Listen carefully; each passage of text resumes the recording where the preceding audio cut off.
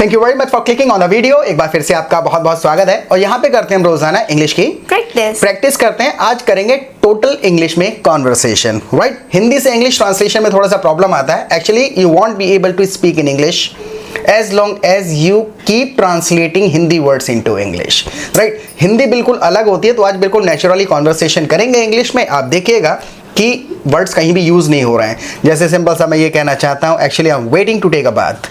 I am waiting to take a bath but there is no water in the tap. So what? So what? When will the water come back?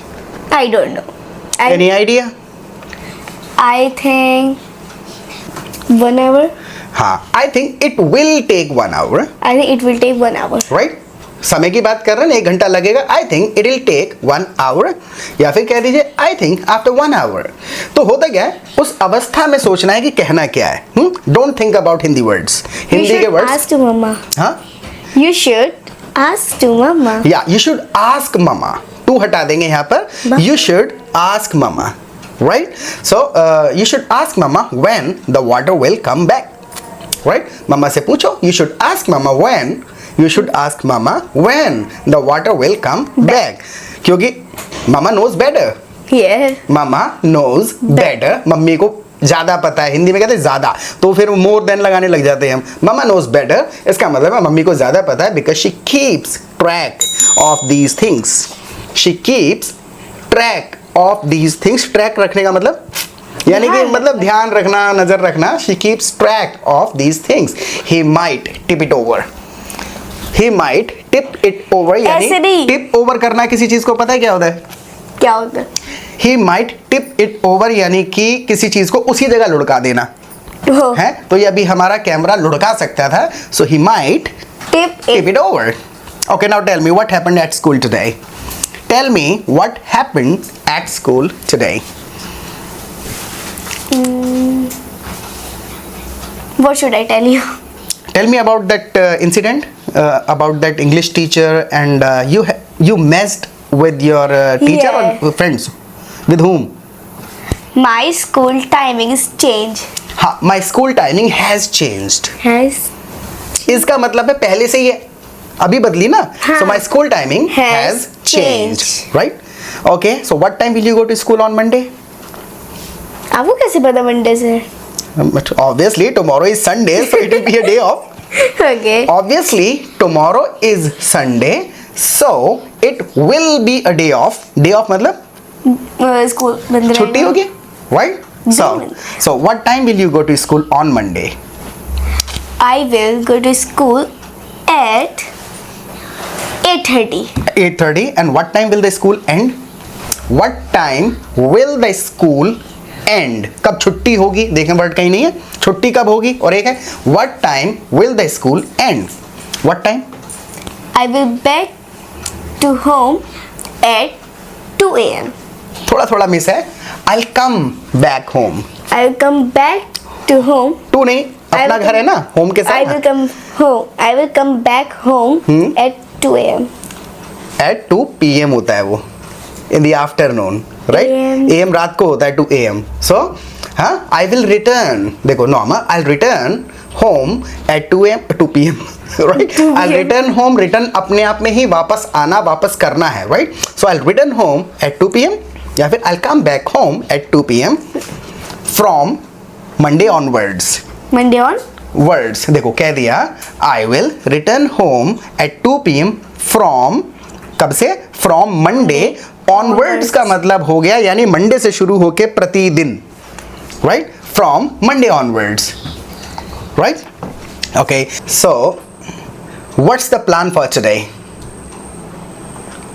Where do you want me to take you? जैसे मुझसे क्या चाहते हो? I want to do something. मैंने कहा where do you want me Okay. to take you? I want to. अच्छा वो सीधे सीधे बोलती हूँ, मैं क्यों तो कॉम्प्लिकेटेड कर रही हूँ। हाँ। ठीक है। You gave me 2,000 rupees. Okay. And you will take me to Mr. DIY and I spent 2,000 rupees To Mr. DIY. From Mr. DIY. At Mr. DIY. At Mr. DIY. Okay, so what do you want to buy?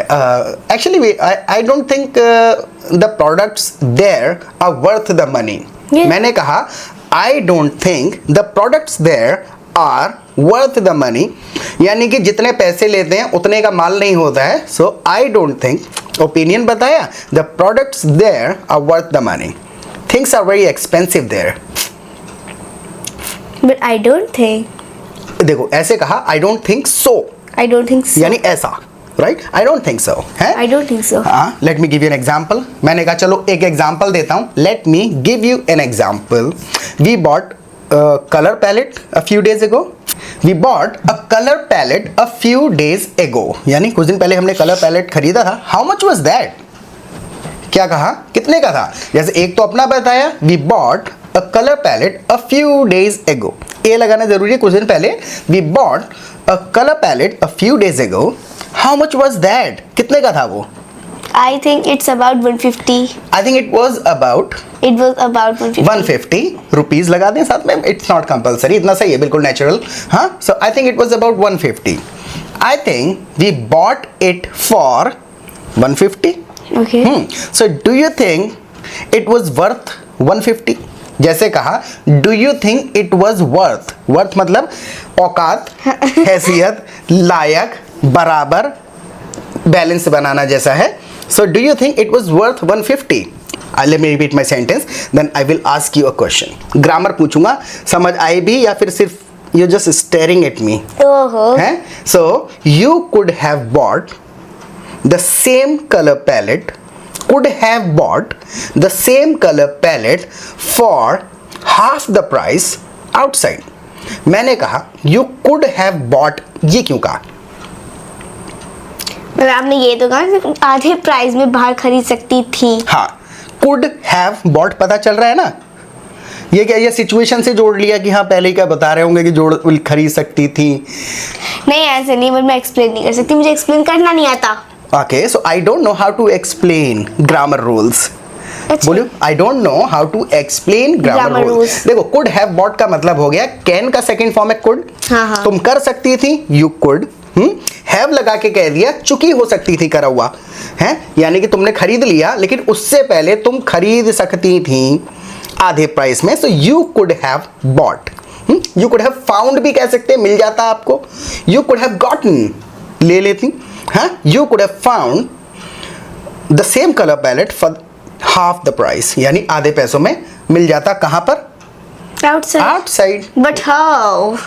But where? But कैसे? मैंने ये तो सोचा.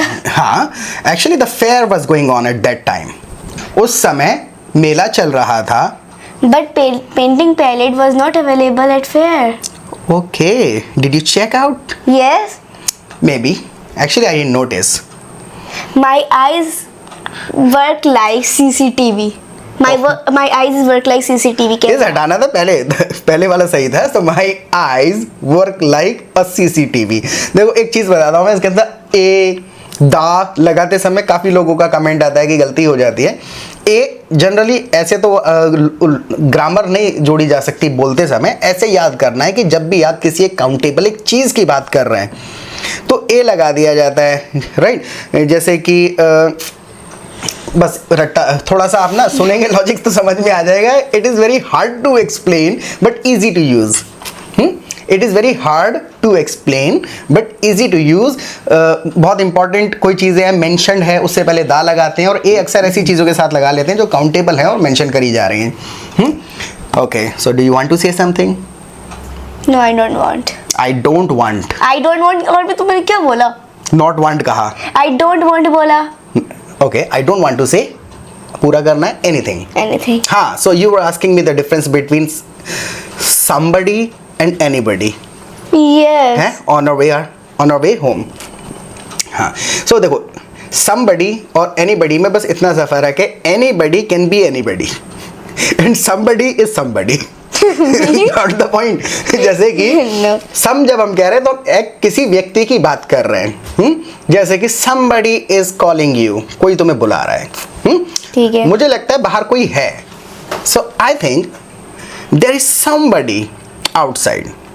आई think there is somebody outside. Somebody यानी अब मौजूदगी कर रहे हैं, बता रहे हैं कि बंदा है कोई ना कोई अच्छा, स्पेसिफिक. जैसे मुझे कहना हो किसी ने मुझे बुलाया तो ऐसे नहीं कह सकते समवन कॉल्ड मी. हाँ, somebody and someone दोनों का मतलब एक ही है. ये तो मैम ने मेरा गलत क्यों बताया? तुमने क्या कह दिया था? someone. Someone called me. Your sentence was absolutely correct. Maybe she was asking you for literal translation of her Hindi sentence. Yeah. Huh? But you understood the logic and said that in your own words. That is why you both got confused. इस वजह से तुम दोनों confused हो गए. You both, हाँ? Actually, she was not said my sentence incorrect, but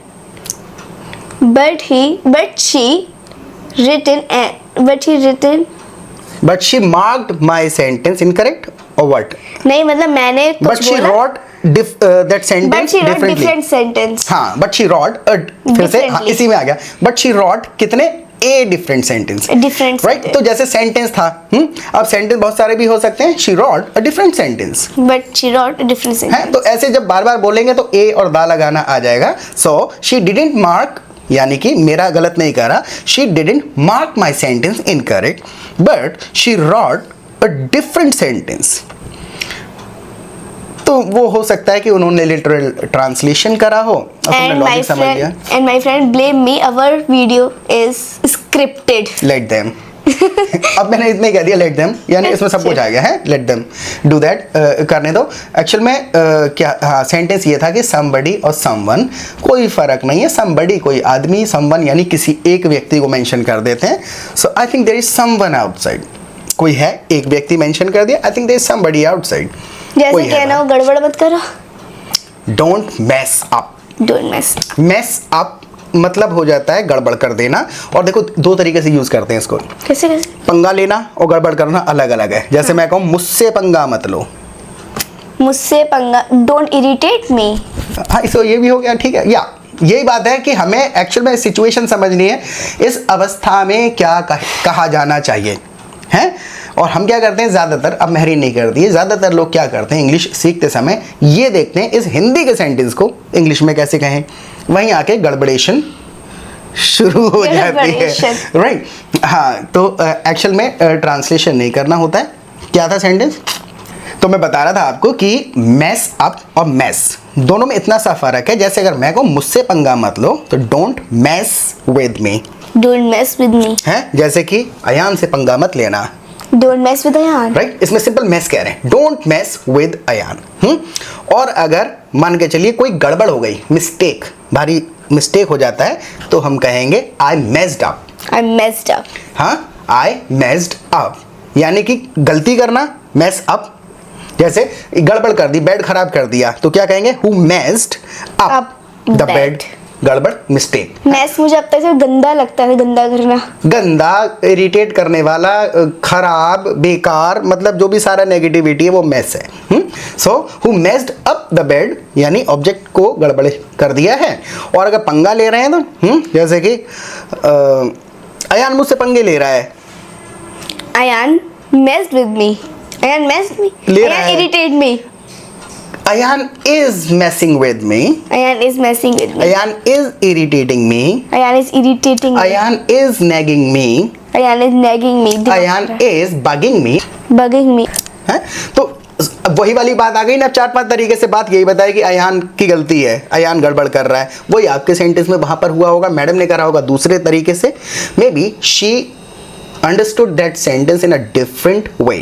अलग तरीके से समझा, लिटरल ट्रांसलेशन कर दिया. तुमने लॉजिकली कह दिया होगा someone, somebody, both can be used interchangeably. Right. Interchangeably use हो जाते हैं. ओके. ओह, क्या चौंक क्यों गए? You shocked me, ना? You said it. Oh. We will go to pet shop to get Luna's cat food and Ayan food also.